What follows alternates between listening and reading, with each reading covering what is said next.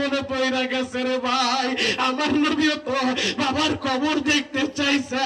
আর এই 4 বছরের মেয়েটা হাসপাতালের বারান্দায় বাবার লাশের পাশে বসে আহারে হাত পা একত্রিত কইরা এইভাবে কুজু হয়ে বসে শুধু কান্দে গো আর বলে, বাবা তুমি ওঠো গো, বাবা তুমি কি বাড়ি যাইবা না?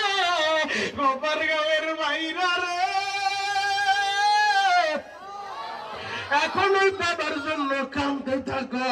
6 বছরের নবীও বলে, মা আমার বাবার কবর দেখতে নিয়ে যাও। মা আমেনা আমার নবীর নিয়ে রওনা হয়ে গেছে।